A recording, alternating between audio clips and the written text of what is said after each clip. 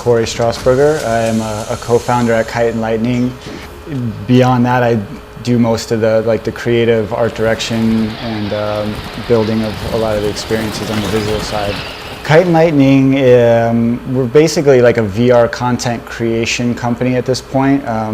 We also develop a lot of our own tools for creating this stuff that we're eventually going to sort of put out there as like a secondary thing. But ultimately, we joke that we want to be like the Pixar of VR. So it's like our goal is to just create the most incredible sort of VR experiences for people to go through, whether it's like live action, hybrid stuff, animated stuff. I mean, we kind of want to ultimately do all of it, from here until we just can't do it anymore, The Genesis project was a friend of mine who has a music studio has this in his had this in his studio, and it's basically meant to be an audio sensory module. So it's a lot of people have them for like meditation and music therapy, and some musicians have them because there's sensors that can kind of change your music depending on your vibrations. So he was trying to get me in this thing for a while, and finally I went down and checked it out, and I just laid in it for an hour and listened to music, and it blew my mind. And immediately I was thinking like, oh my God, this has got to be a VR thing, because your imagination goes crazy. You're feeling sound, right? So you have vibrations all up through your body. It's like being inside a speaker. So I'm like, Akrima, dude, we got this thing. I'm gonna get it in the office and build this awesome experience. And he's like looking at me. We're in the middle of Centro Peso, like crazy schedule, and he's like, dude, he's like, how about making this like your weekend project? And I'm like, well, plus we had the party coming up. So we had this big party that was our chance to kind of, put all this VR stuff on display for everybody. And that's sort of like where I saw this happening. Like I was like, all right, it's the only place people are going to be able to see it. So basically that just led to me sort of putting together something a few weekends before the party it was kind of a big shot in the dark. Like I had this idea, I didn't have enough time to do the full thing, so I just threw something on the wall, and it kind of worked. There was a lot of really amazing things that came out of it that I'd never experienced in VR before. So it was ultimately a huge success. I mean, people, for how much time I put into it, and what this thing adds to the experience, I think people have put it on par with like Centro Peso and some of our other things, which we've obviously spent a lot more time on. It's a much more spiritual sort of journey.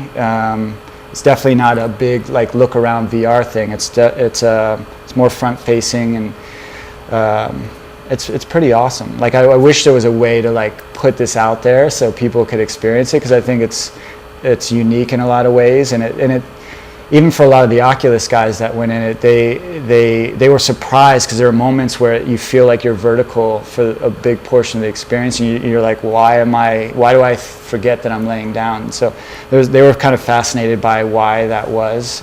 Originally, our goal was we thought about a Kickstarter potentially, and so it was like let's try to develop a reputation in the community.